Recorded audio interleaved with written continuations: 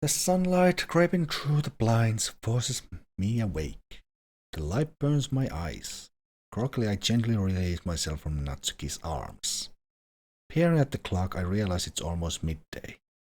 I stand at the foot of the bed, pulling my boxers and a fresh pair of jeans on. I leave our room as quietly as possible, because that worked so well last time. Heading downstairs, I hear a faint knock on the door. I head over, taking a glance through the peephole. I see a courier walking back to his van. I don't remember ordering anything. I open the door and see a small box he delivered. I take it back to the kitchen, inspecting the label. It's from my mother. I haven't had anything sent from her in ages. She's hardly been able to respond to my texts or calls. Although having the house to myself is quite nice, I wish she hadn't moved across the country for work.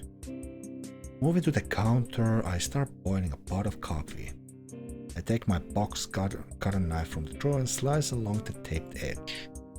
I cut the tape holding the bubble wrap closed, revealing a new expensive looking watch. Discarding the box cutter, I see that there's a note alongside the box.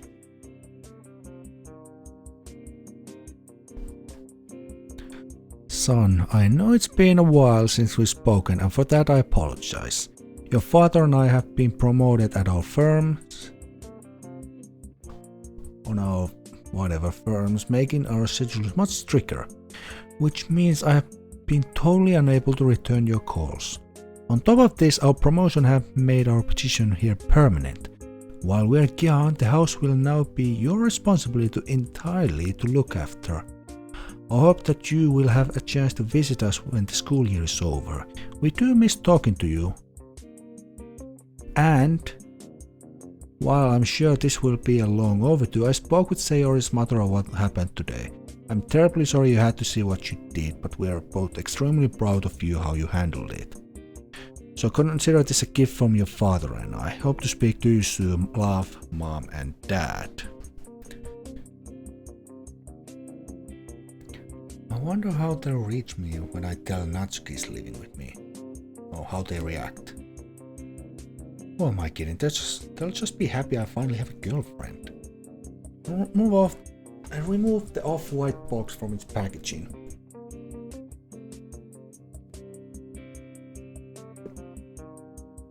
I'm faced with a smaller green package.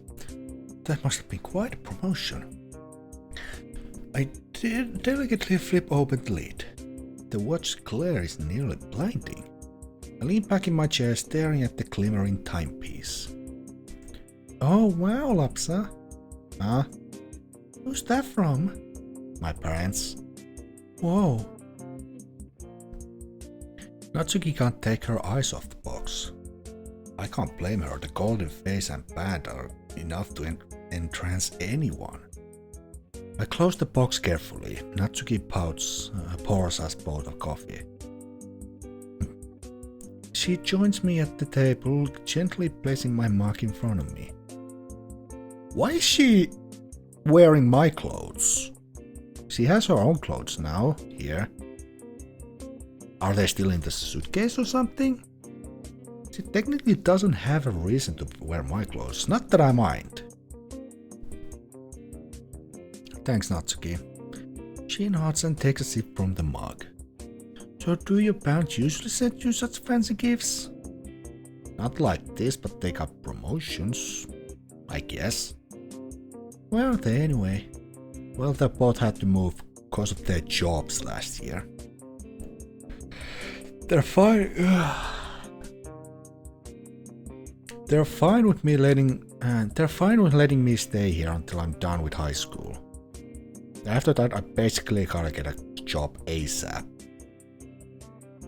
For now, though, they set up a weekly allowance that gets transferred to me, just for groceries and other stuff. It's nothing too crazy, but it's enough to not go hungry, I guess. As those words exit my mouth, I realize what I've said. Oopsie. Crap. Natsuki squirms a bit in her seat, but doesn't seem all that bothered. Yeah, I figured. I don't really know what he does. He usually be gone by the time I woke up for school. Kinda weird, huh? Not even knowing where the money comes from. I don't want to have to dwell on this subject for much longer. After all, I don't want to end our day alone together with thoughts of that abusive piece of... Listen, did you want to do something special today? Not exactly the smoothest subject, but Natsuki's eyes widen with my words. Like what? I was thinking we'd go on a proper date. What do you mean?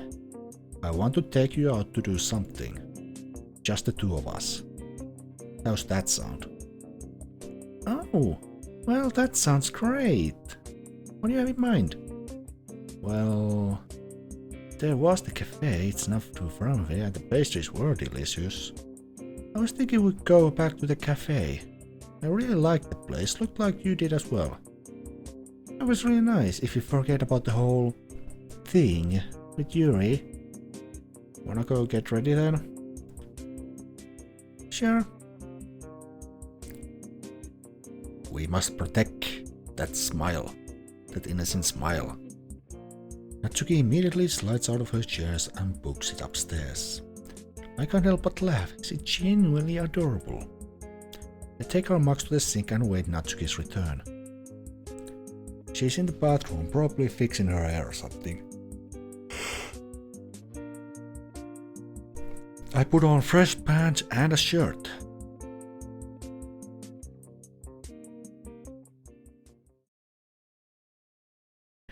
The streets are noticeably empty, even for a Sunday.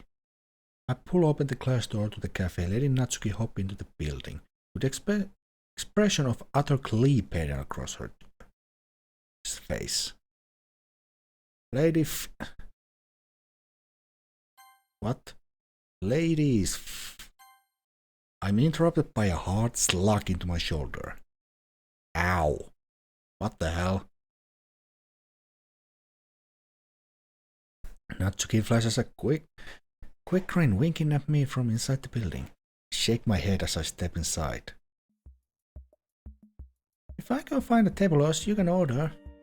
Yeah. Lopsa, could you get me a couple of the pastries I had last time?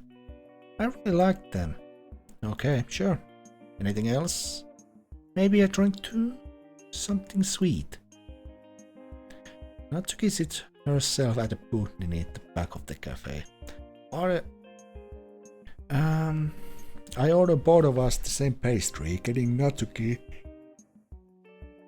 a glass of orange juice. After I place our order, I head to the booth Natsuki chose for us. As I walk towards her, I can't help but notice that the cafe is rather empty for this time of day. Must be because it's Sunday. Regardless, I take the seat opposite to her. So, didn't you say a couple nights ago you were gonna head out and buy us the new Volio parfait curse? The latest one? It's a bit pricey, don't you think? Well, yeah, I guess. I just assumed you had enough to get it. You know, with the watch. Your parents. I do have enough, you know. I'm just a bit cautious about how Natsuki scoffs sarcastically. You're just putting off reading it with me, aren't you? What? No. I'm just a little bit wary of how I actually spend my money, that's all. You never know when you might need it. Besides, we haven't even gotten through half of the set we have yet. I'm not really into a rush to buy it now anyway. It'll probably be another week before we even finish off this volume. I guess. I will get around to it though. Promise? I promise. The barista calls out our order. Give me a second. Exiting the booth, I make my way to the counter where the barista is busy taking someone else's order. They've left 2 small plates with pastry each of them on the counter. The glass of juice is next to it. Seeing as I haven't yet paid, I leave a note covering the bill in place of our order. I pick up the plates in one hand and the glass in another. As I return to the table, Natsuki immediately snatches her pastry. I love these things. I'd have guessed.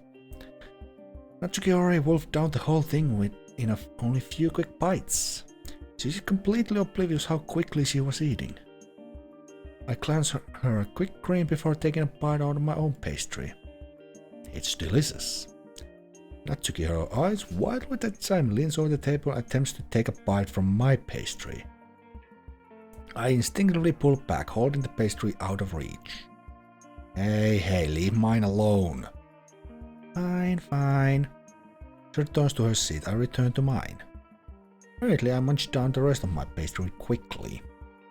As I do so, Natsuki snaps to her right for a moment at the sound of the door swinging open. Just another quest.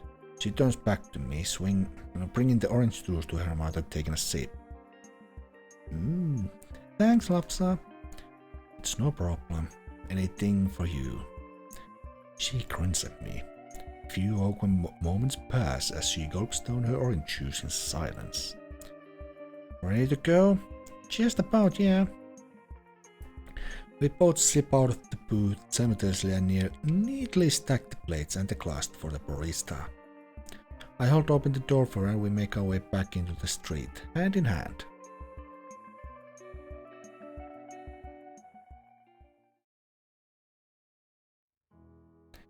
As we approach the door, Natsuki stops me.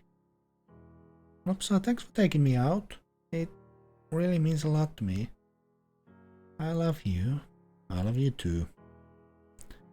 The two of us enter the house and head to the living room. Natsuki takes the remote and finds a show to watch.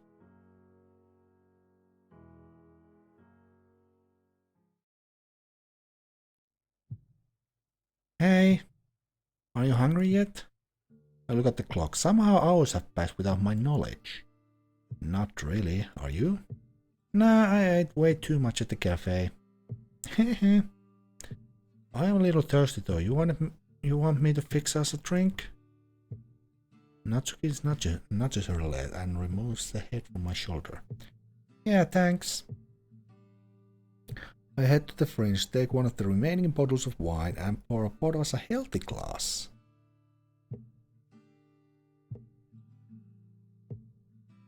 Did you have 4 bottles? You opened up one.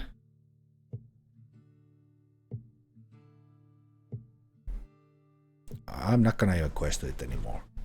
My brain doesn't work. I struggle to fit the cork back in the bottle before returning it to the fridge. No bottle service today? No, we have school tomorrow. If we hadn't missed the majority of last week, I'd be more than happy to drink the whole thing.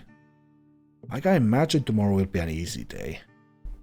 You're right. It's too bad we can't just keep bunking off.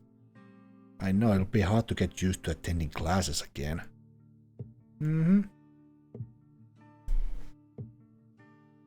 We finish our glasses of wine, watch a few more shows and head upstairs.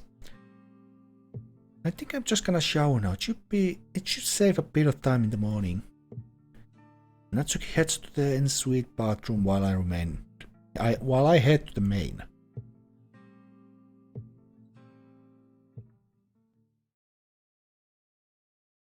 I flop down on my bed and stare at the ceiling, hearing the water cut from the en-suite. I decide to wait for Natsuki before I pull the covers over.